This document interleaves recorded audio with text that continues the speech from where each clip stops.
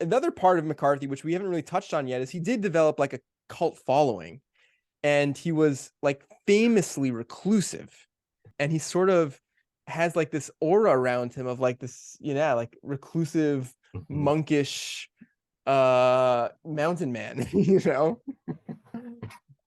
which, yeah, I'm curious if you have any thoughts on that, on the personality of McCarthy. My general impression is he was right not to do interviews because that interview he did with Oprah Winfrey is just so cringy. He was just so like almost mystical about the writing process. And I just want to go, you are full of, you know what? Yeah. There's no way you write what the sentences you write without thinking, care, honing, crafting, deciding. You're not writing those sentences. Oh, it Yeah. just comes to me. That's just BS. You can. I am really excited and really grateful to be talking with my friend Brian from the YouTube channel Bookish, which is a booktube channel that I adore. I really, really, really, really get so much enjoyment and value out of. Um, I assume that my audience knows you, Brian. But just worth pointing out that, yeah, I think your channel is such a valuable resource on books and the culture around books and politics. And I always have valued your voice, and really, Well, really a pleasure. And I'm really grateful to be able to talk to you today. thank you very much. That's way, way too kind, but I do appreciate it, and I'm really looking forward to our conversation too. Yeah, I was saddened a few days ago on the news of Cormac McCarthy passing. Cormac McCarthy is an author that was very influential in my reading life, and whose books I've really enjoyed. I haven't read all his works, but what I have read. And you're someone who's spoken a lot about Cormac McCarthy on your channel in a really interesting and nuanced way. So, sort of a place to start, which might be a little bit unique and unusual, but can you maybe suggest the case against Cormac McCarthy? Like, why is he not a good writer? Okay, so I don't think I can make a case that he's not a good writer. I can make cases that he oftentimes is well, maybe I can make the case. Let me try this. He is an incredibly self-indulgent writer, where I think that and maybe this is the way it should be, but I think he oftentimes writes books without any thought for his audience, for his readers, for people who are devoted to his work or who just like to read it. Just as the most obvious example, the failure that just refusal to use quotation marks to make life easier for the reader is just an example. But also the incredibly dense vocabulary, the use of arcane terms for things that are relatively could be described more simply. To me, there's some self-indulgence in that, and I think that in his books for me that are the ones I like the least are the ones where he just really just gets so involved in his own ideas, his own philosophy, that it just takes over the book, replaces narrative with kind of exposition through the mouths of various characters of thoughts or ideas or philosophy that McCarthy has. So for me, that's where oftentimes his work crosses the line. And I'm sorry if this is too long, but the book The Crossing is actually, I think, the perfect example of what I'm talking about, where he writes this incredibly beautiful story about a boy and a wolf, and it's an adventure story, and the writing is just gorgeous and this kind of really brilliant thing. And then the next two-thirds of the book, it just is a character traveling, meeting somebody who has a long scene in which they explain some thought or flaw, and it just, to me, that's what I mean by self-indulgent. He forgets about story, he forgets about the reader. He doesn't make accommodations to make it easier for readers. And I'm not saying he has to, but for me, I think he sometimes he does it for reasons that don't have a real justification. And then he just goes off on these wild flights of philosophy, which is really not my thing. Which maybe that's an odd thing to say, considering I like Cormac McCarthy's some of his books very much. What's his best book, and why? Well, Blood Meridian is his best book. That I think is an absolute true masterpiece, where he got all the things that he wanted into that book. The deep things, the shallow things, the language, the description, Everything is just, I think, note perfect and right. Um, I think that's the best expression of what I consider to be kind of the underlying philosophy of his work, which, again, I'm not an expert in philosophy, so I can't trace it to a philosopher or another work of literature. But just generally speaking, I think McCarthy's work always boils down to uh, something pitting the forces of chaos against the forces of civilization. That's what we get, and in Blood Meridian, there's very little civilization, and there's a whole lot of chaos.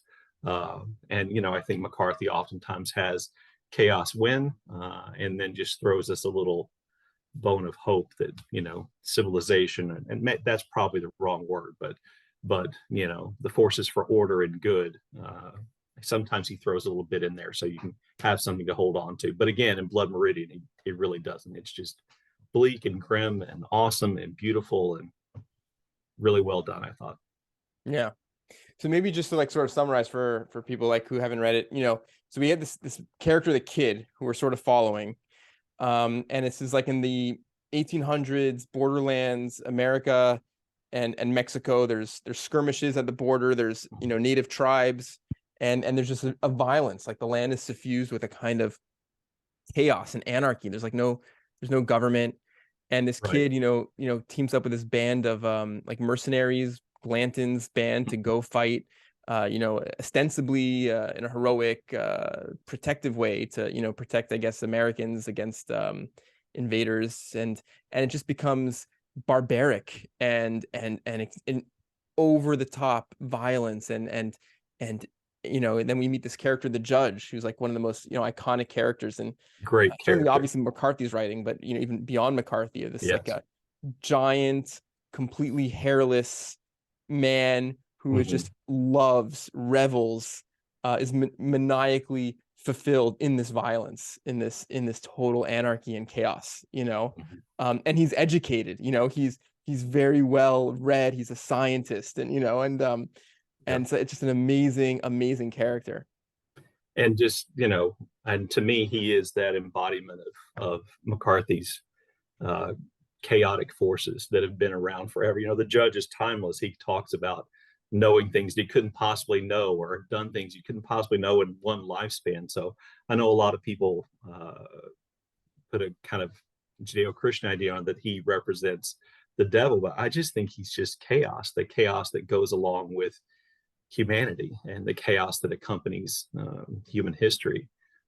That's what I think that he represents. But yes, great character. And the kids, evolution, lack of evolution, struggle against the judge, I think is really well done, because you never get the idea. I never get the impression the kid's going to win, that the kid's going to come out unscathed, that the kid's going to, triumph in any way. He's not.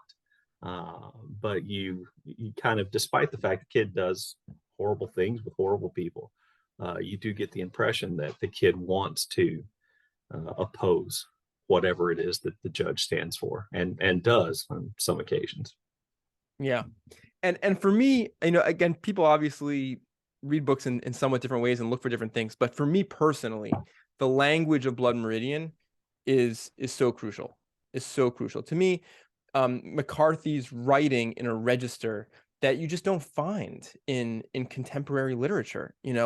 I'm not so well read. I don't have a lot of reference points like to compare it to. But to me, it like evokes like John Milton, or it evokes like the highest registers in Moby Dick, like the most poetic, powerful, passages in Moby Dick, like just yeah, just it's a masterful, poetic register of writing and description. And obviously other people might disagree or see it differently, but for me, that's really what I see in it. Yeah, I've watched.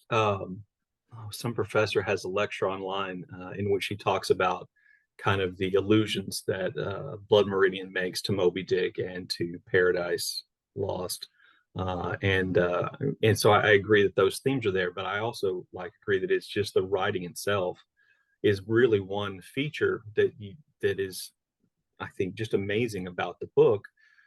Even when he's describing the most awful, horrible things, it's done in just this incredibly rich, visual stark kind of language that the landscape reflects, in all kinds of ways what's happening. It is almost literally a hellscape at various points in time, whether people involved or not, and just kind of nightmarish in that way, but beautifully written. Yeah. Not sure that made sense, but okay. Yeah. I think that's a theme that comes up in a lot of his books. There's a juxtaposition between his language, which I think consistently is very, very, very beautiful and compelling and poetic, and his themes. His themes, which in other books, Blood Meridian we talked about, but in other books is a kind of um lone, fairly uneducated, fairly poor kind of cultural context, where a kind of mean hard life, a life of privation, a life of an outsider's existence, in a cold kind of world, a dark, in the road it's post-apocalyptic, Mhm. but other kinds of just hardness and in life, and it's there's a juxtaposition between those settings and those scenes and those characters, and a poetry, as a word I keep coming back to, but like a really elevated language to speak about these characters in these places. Uh, you know, McCarthy was clearly, and I can't remember the background of his education or his wealth, but I believe he came from a relatively middle class family, had the benefits of at least a partial college education. Maybe it was part of a writer's program somewhere. I can't remember all that. But at some point, he just kind of chucked it. And he went to live in Knoxville, Tennessee, and he just kind of lived among the poor, the down and out.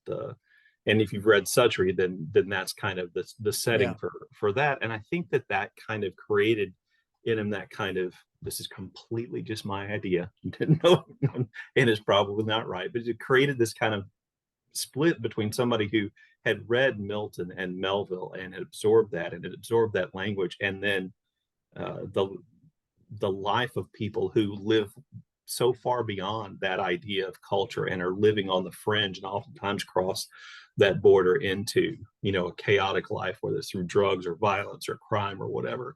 I think that somehow that experience is what comes up to me over and over again. And again, because I'm a relatively uh, unschooled, I guess, reader in lots of ways, I find myself thinking, well, I think this character represents McCarthy's point of view, that this is who McCarthy is investing with his idea of hope, and this is who McCarthy's investing with his idea of chaos. And the two things are oftentimes at war with one another, where it's an individual, whether it's an individual set of characters or if it's groups of characters.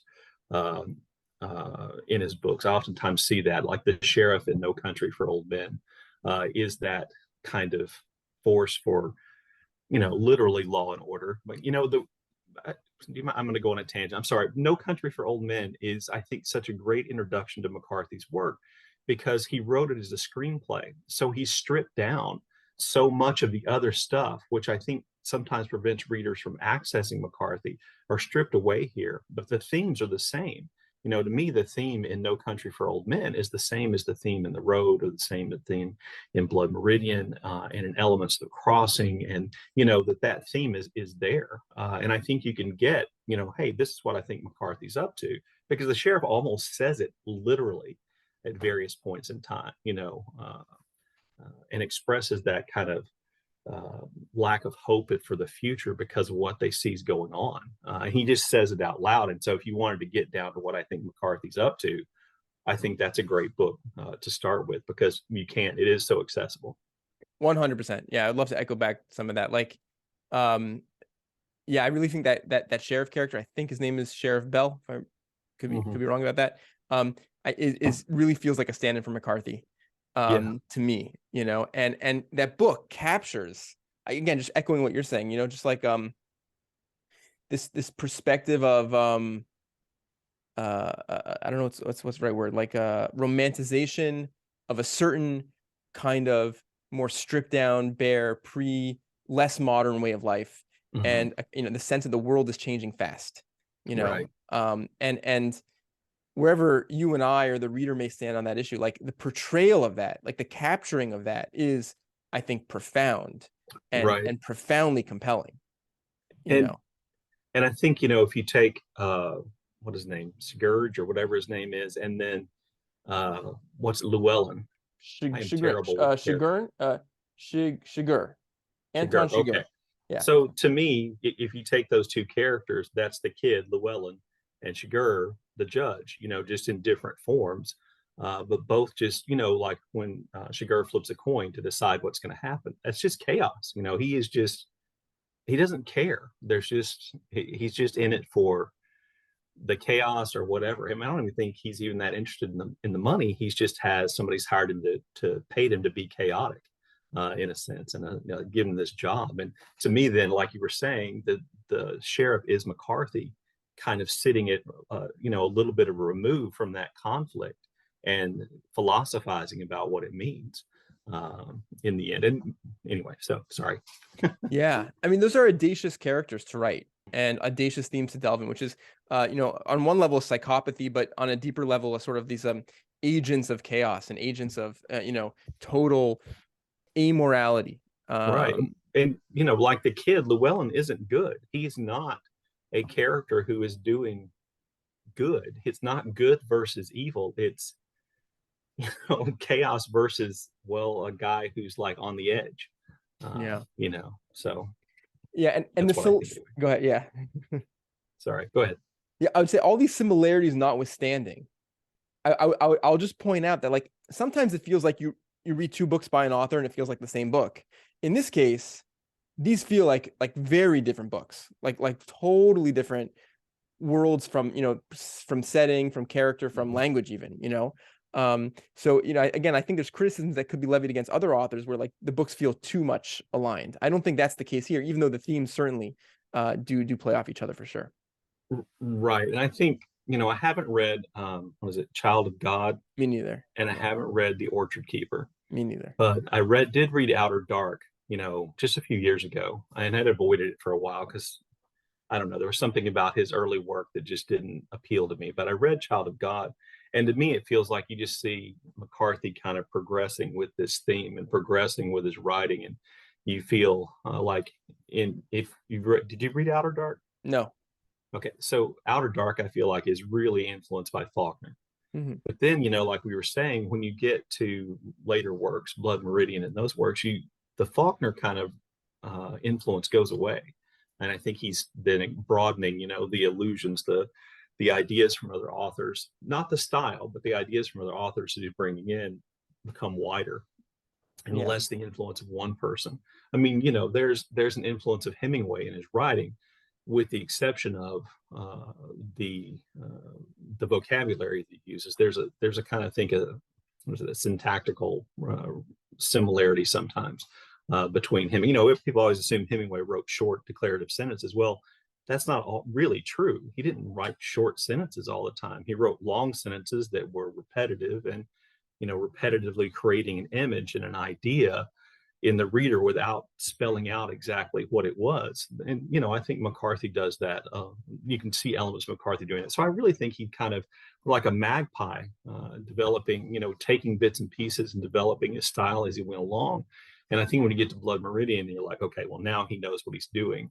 Now he knows what he wants to say. Now he knows how he wants to write it. And I think once he created that, which I assume he thought was a masterpiece, because I don't think McCarthy lacked for ego. Then he thought, well, let me see if I can do something similar, but in a more popular style. And I think his obsession, that's too strong. I think his desire to get into movies is in some ways an indication that he felt like he'd achieved something with Blood Meridian, and he could move on from that, even though, like we were saying, the ideas I think stay the same, but the style of his books and the content of his books, I think, oftentimes changes a little bit. Yeah, I want to give a shout out to another booktuber whose content I enjoy. I'll link this video that I'm going to reference below in the description. I believe his name is Drake from the channel Orpheus, and he's a very big Cormac McCarthy fan. And he made a point which I thought which resonated with me, which is something that stuck with me, and I'll share it now, and I'm curious to hear your thoughts on it. And this is sort of, I got this from him, and it's based on him, but I'm also obviously going to add my own kind of spin and embellishment on it. So it's worth checking out his video in addition. But when we think about like the different wars and the way in which literature helps us conceptualize, make sense, understand, digest sort of our history and the wars. So, for example, World War One has obviously has had many books written about it. But you think about like a classic like All Quiet on the Western Front, and the way that captures kind of the impression of that war, a meat grinder of just no progress, just Sisyphean brutality, the mental unraveling of the soldiers and shell shock and just it captures it so well, and of course there's other books. If I were to think of like the Vietnam War, I think of like something like Catch 22. Of course, I'm sure again there's many others, but like the kind of the absurdity of the war, like the total again Kafkaesque scenarios of being in that kind of a deployment. Of course, Catch 22 takes place technically in World War II. Right. It's worth pointing out, but still, like the kind of the tonality to me is the interesting part.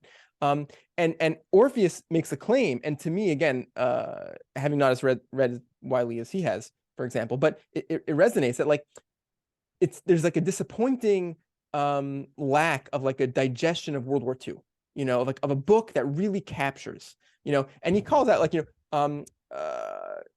Vonnegut has like books of like World War II, but they don't seem to like plumb the depths of it in some sense. And he suggests that Blood Meridian is that book, that the judge of this force of evil and culture and science being also simultaneously this force of chaos in the world. He feels like evokes sort of what World War II means to us. And I thought it was a fascinating point. Yeah, I would have to think about that a lot. My Okay. initial reaction is, No. okay, maybe I could see how that works. There, in one sense, I agree completely. There isn't necessarily, except maybe The Naked and the Dead by Mailer, a book that deals with a novel, I think, that deals with the combat experience of the average soldier fighting, in World War II, in a realistic way. And I think because, we just immediately World War II was all about, heroes and saving democracy and all this. And there wasn't that, with World War One and Vietnam, you have that frustration at the end of the soldiers going, "What the hell was that for? And why did we do that? And who profited from that? And why? And let's not do that again." In World War II, we're like, "Hey, let's go ahead and take care of the commies while we're here," kind of a thing, because felt like we were on such a roll. So I think that affected uh, literature or novels about World War II, and then also the prevalence of movies. I mean, movies about World War II were being made during World War II, that cast everything in a really heroic light. And I really think that negatively impacted the ability of writers to do what the writers from World War One had done, or what the writers from Vietnam, like Tim O'Brien, The Things We Carry, did with Vietnam. Um, uh, so I would have to think about that. Yeah, I think my own research and writing right now is focused on World War II in the Pacific, and there is a certain element of nobody is the good guy in this fight, to the war between the United States and the Japanese, which achieved a level of brutality on both sides that I don't think that we associate with the war, or we think about with the war in Europe, between U.S. and Allied forces, the Germans, and racism certainly plays a part in that, going both directions. So, I guess I can see that, and like I said, I would definitely have to think a lot harder about it. But Yeah. yeah, that's a really interesting idea. Let's talk about The Road for a second. Okay. I love The Road. I read that a long time ago for the first time and had a big impact on me. I shouldn't say so long. A long time ago is relative. I don't know what long time ago means to other people, but maybe it wasn't that long ago. I don't know, like 10 years ago or something, 8 years ago, something like that. Mhm. I don't know how long ago that is. And yeah, I loved The Road. What are your thoughts on The Road? I don't think it's on. I don't think it approaches Blood Meridian in terms of the quality of book. I do think that, like I've been saying, the theme is the same. The father represents the faint hope of order and civilization, and that's embodied in his son who he's trying to keep alive, and everything else are the forces of chaos. And so I think in the road, the forces of chaos are just everything but the father and the son. And I will say, when I read the book, I reread it just a few years ago. When I read the book the first time, it was really propulsive. It was that book that grabs you and you keep reading because you want to know what's going to happen. And so I thought, here McCarthy achieves something that he doesn't always achieve in his books.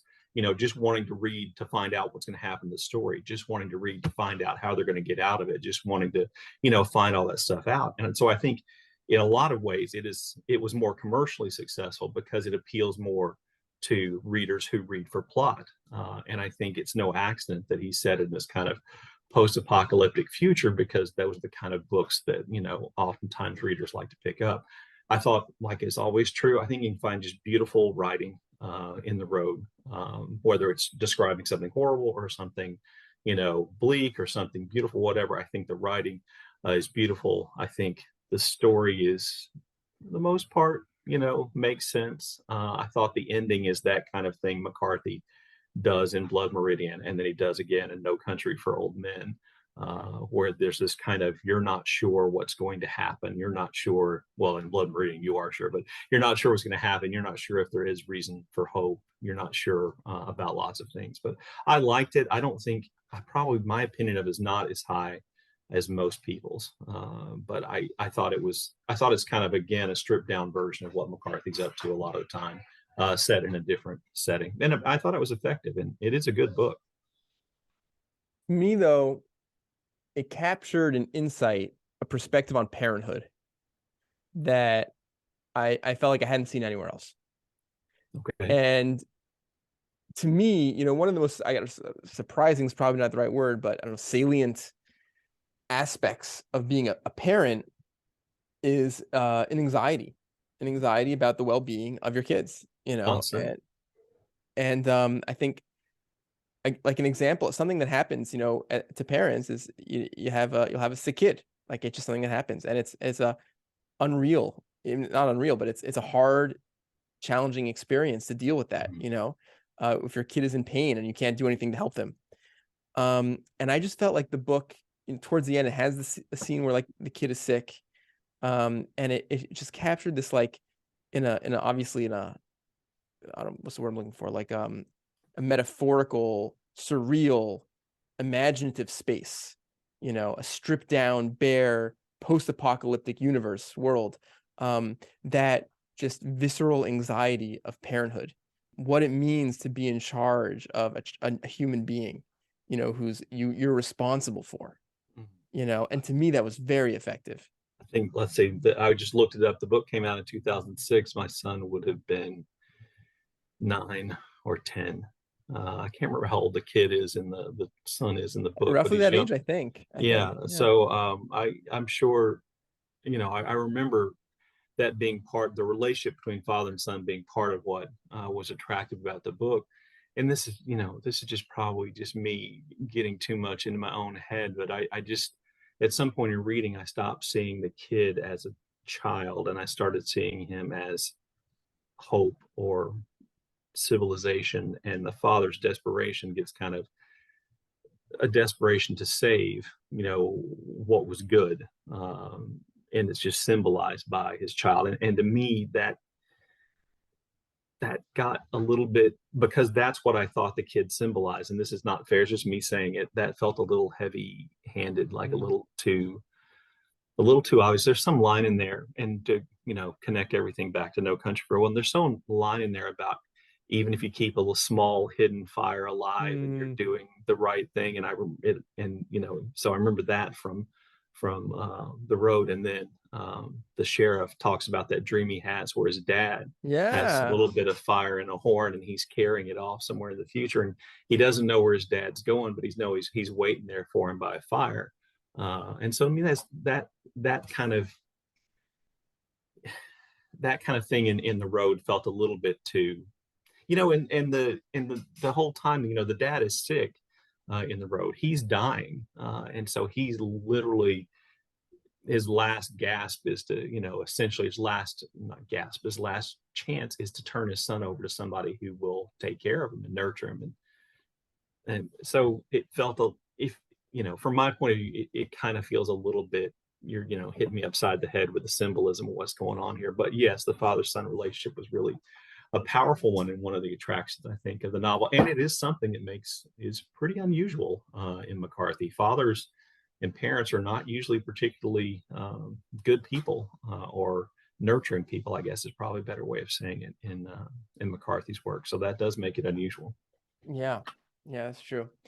And then also, again, just from the angle of, imagining the apocalypse, imagining, you know, to me, again, like I said before, to me, it's a very effective book. So to someone where the book is effective, this imagining where we could end up, if we don't take care of our planet, and we don't, Right. take care of, we're not responsible with, nuclear weapons, for example, or, global warming and things like that. Just like, a kind of a sense of what's precious, about the world that we have, a world Yeah. with nature, a world with, where you can go hike in the woods and Mhm. see, Yeah. to me, that was also very effective. Yeah, and I think okay, so I think that me rereading The Road probably is one of those cases where rereading damaged my esteem for the book a little bit, because when I reread it, it seems more clearly allegorical to me than it did the first time I read it. Um, and so, I think that to a certain extent that affected my reading of it. But I think that McCarthy was really wise to leave out a lot of specifics about what had happened, because I think his point, and I've seen many people criticize the book because it doesn't make sense. He doesn't explain what happens, and this must be what happened. And if this happened, then this couldn't be true. And I'm like, you're missing it. He's not writing, a literal, attempt to explain what is or could happen in the future. It's more of an allegory, and therefore, exactly what caused the problem to me, I think I could care less. Something happened, and everything's fallen apart, and the father is in the form of his son trying to save, as you said, what's precious, what's good, what's worth preserving. So I think that I think was a really wise choice by McCarthy, not to say, oh, this is what happened, just have the parents, seeing stuff on the news and having a dad kind of relate what they'd seen on the news and why they decided to do what they do and what they were planning on doing, and then him changing his mind about the initial plans that he and his wife had for their child, and then deciding he's going to do something different. I think that it's good that he doesn't have too many specifics there. I did one of the things that I think I started reading it right after my wife and kids had gone to that region of the United States, Tennessee and Georgia and those places. So it really kind of worked for me really well, because I'd just been in that geography. There's a point at which he's on this hill and looks down and he sees a barn that says "Visit Rock City" or something like that, Mm. and I had literally seen that exact barn outside of Chattanooga, which has literally a sign that says "Visit Rock City." I think I was at Rock City at the time, so a lot of stuff like that kind of also worked for me the first time, and the second time I was looking for other stuff probably. Yeah. I feel guilty. Can you tell I feel a little guilty about not liking The Road No. as much as most people do, You and shouldn't feel trying to guilty. explain it through the problem of having You know, reread it and look for something else other than what the story itself was about. that's part of why I wanted to speak to you with your nuanced perspective, and I'm more of a fanboy, you might say, or but that's okay. And obviously it's the nature of, yeah, artistic expression, that it's, hits differently at different times in your life and Sure. in different contexts. And that's all wonderful. That's all perfect. I love that. Yeah. And everyone will have their own relationship with the text. And that's the beauty of it. I love to read the last lines of the book. It's lines in the book that have stayed with me since reading the book. And it's more than just about the road, but this is we've been talking about McCarthy's writing over the course of this conversation, and this is an example of what I think we've been talking about. When I read this, I think to myself, no one writes like this. Like, I mean, obviously, like you don't find this kind of writing everywhere. I mean, I think of like, there's a difference between, prose and poetry, where there's a sense that like poetry is doing something different than prose. Like poetry speaks in, in a more abstract, symbolic way. It can sort of hit on the level of like, aesthetic experience in a way which is, unique. And the way I think McCarthy can blend those sort of styles in writing in such a powerful way. So these are the last sentences of The Road, and I think he ends his books very strong in general. He ends his books on a sort of reflection on I don't know how to put into words, on a deep place, I would say. As a reader, I feel like I feel like in a place of profundity, you might say. Me speaking as a big fan of the work. Sure. Someone else might call it self-indulgent or whatever, but this is how he ends The Road, reflecting almost on this world which is lost, our world which is no longer present in the context of his post-apocalyptic narrative. So once there were brook trout in the streams in the mountains. You could see them standing in the amber current where the white edges of their fins wimpled softly in the flow. They smelled of moss in your hand, polished and muscular and torzonal. On their backs were vermaculate patterns that were maps of the world and its becoming, maps and mazes of a thing which could not be put back, not be made right again. In the deep glens where they lived, all things were older than man, and they hummed of mystery. End quote. I just love that, and I think it's characteristic of what McCarthy can produce at his best, and when he's writing in his most elevated register, and he does this, I think, across many books, and it's to me it's a powerful reading experience. Yeah, oftentimes it is for me too. Okay. When you read that and when I read it the first time, I went, well, he just like ripped off Hemingway here. So Which I is didn't probably notice that. me oversimplifying because he's talking about fish, but you can find a similar description of trout in a stream in Big Two-Hearted River, and then what the fish represents different. But I'm not saying he didn't rip off Hemingway, because it's written very differently, very different language, very different cadence than Hemingway. But yeah, I like that kind of stuff. Those are the passages in The Road are like, oh wow, that was great. Just beautiful, wonderful writing. And it doesn't bother me that, what was it? Vermiculative was one of the words, and vermiculate, yeah. And torzonal. Torzonal or zoinal. Yeah. It might not be. Is that a real word? It might not be. I assume that just has something to do with the capacity of a fish to, I don't know, twist itself, or yeah. I don't know. That was what I was going with there. Yeah. Yeah. Dude, well, I was going to ask you a question. Do you look up the words from McCarthy's books? That's a great question. Torzonal, do you look it up? I usually not at the time. When I read the books, in general, when I read, I'll generally just read. But when I go back to passages for one reason or another, if a passage stayed with me or I revisit a chapter, then I'll often use that opportunity to look stuff up. That's sort of my pattern.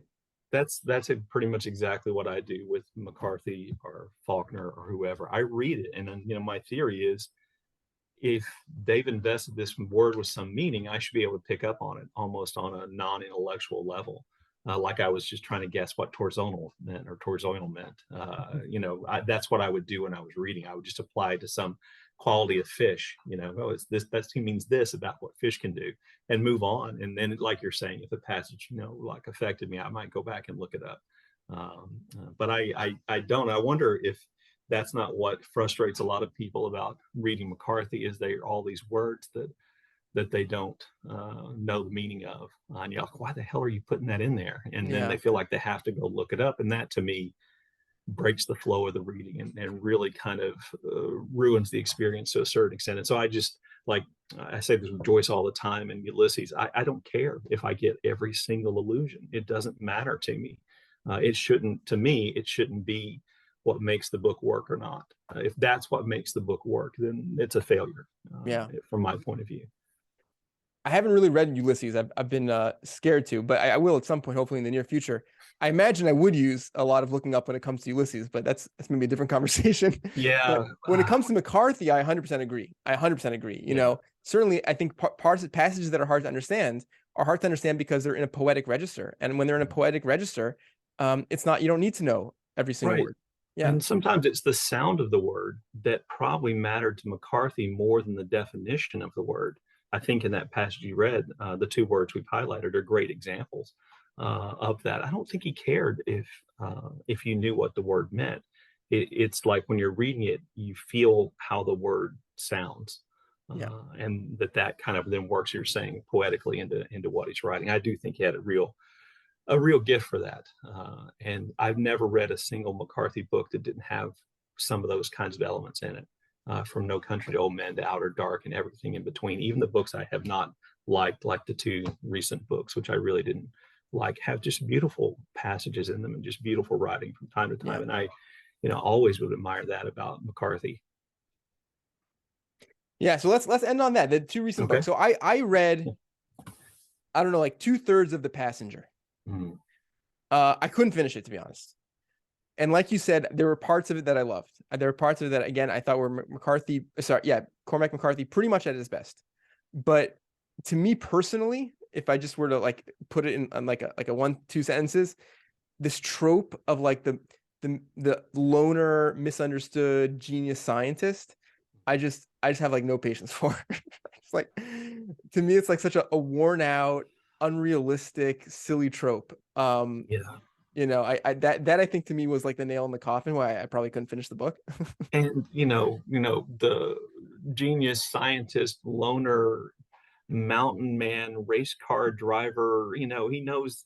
He just, like I said, I think in my review, it's almost like McCarthy was like doing a pastiche of McCarthy, Right. bringing in all the elements of a McCarthy book and putting them in that book, just to like almost like fan service. Here, you guys love this stuff, I'll do this again. I'll give you an even, more capable John Grady Cole, who can do everything. It's not just horses. He can dive, he does this, he can cook, he can trap, he can drive a race car. Just to me, that was like, I was like, and then to create, sorry, to create that character and then have him just sit and be passive and listen to other people talk for so much of the book, and just have them the mouthpieces for whatever McCarthy ideas McCarthy had entertained at some point since he stopped writing and kind of went off and got into physics. Just, I finished it, but it was very frustrating. Yeah. Yeah, and I love your review, obviously. I mean, of The Passenger. I thought it was really really excellent and helpful. Um Interestingly, I saw a lot of similarity between The Passenger and Sutri, but I really love Sutri. I thought Sutri Yeah, to me was a very effective book, even though it didn't have any real plot. It like meandered in weird yeah, ways, you but know? it was, oh my goodness. So we'd have to hold another show, I think. But Sutri to me is like McCarthy doing Jack Kerouac. Hmm. And just the aimlessness of life among people on the edge, and just being fascinated by them, and the humor of that he found there. And it's, to me, easily his funniest book. I mean, it's the only book I think that where he's like, consciously, I'm going to be funny here. This Yeah. is going to be. And so it's just such an unusual book. But yeah, there is that, because the element that Bobby Western hangs out with in New Orleans is essentially the same kind of people, maybe a little bit more sophisticated and educated than the characters in Sutri, but a really similar thing. So you're not going to read Stella? Is it Stella Maris or Stella Mara? I can never remember. You tell me. It'll make the decision right now. Is it worth reading or no? Um, is it worth? I thought it was better than The Yeah. Passenger, just because it is. It's just a psychologist and his sister talking. Hmm. That's what it is, and then a few passages to kind of frame things here and there. And I thought it was much more, to me, interesting on the whole. I think his sister is a far more interesting character than Bobby Western is, even with all the stuff that we know about Bobby Western's abilities. His sister is kind of fascinating, but there's just such a contrivance in the plot that ties the two books together that it just feels lazy. Hmm. Hmm. So my answer would be no. Okay, well, If, you say no, but based on your description of the book, I actually might read it now. well, if you got 2/3 of the way through The Passenger, you probably know a lot about Alicia Alice, his Yeah. sister, and you Yeah. probably know enough to read it without having finished The Passenger. Probably. Well, we'll figure it out. We'll see. So, and it's not a very long book, so it's not a huge time investment, Yeah. and it is a lot pacier Mm, than The Passenger. It does move. So, yeah. Uh, To finishing up here, like another part of McCarthy, which we haven't really touched on yet, is he did develop like a cult following, and he was like famously reclusive, yeah. and he famously did not give his cult what they were so hungry for, which is Mhm. McCarthy interviews and McCarthy publicity, and he sort of has like this aura around him of like this like reclusive, Mhm. monkish mountain man, which I'm curious if you have any thoughts on that, on the personality of McCarthy. My general impression is he was right not to do interviews because that interview he did with Oprah Winfrey is just so cringy, and I hated it so much, and I came out of it liking McCarthy less Mm, than not knowing anything about him. So I wouldn't say that's the watershed moment when I went from being like a McCarthy cult member to maybe appraising McCarthy a little bit less from a point of view of him being like a writing idol. But that interview is just terrible. I don't know if you've ever seen it, but it's I've just, seen it. I don't know if I saw the oh whole my, thing. I saw like 10 minutes of it. How long is the whole thing? Is it like 10 minutes or longer? I don't know. maybe 10, 12 minutes. It's Yeah, not, so it's, maybe I you've think I probably saw it. seen Yeah. all of it. And Yeah. so what did you think of it? How did you think he came off? I honestly, I thought it was sort of funny. I thought it was awkward and cringe as can be. I thought it was Yeah, awkward and cringe as can be, but it didn't make me like McCarthy less personally. I don't Um, know.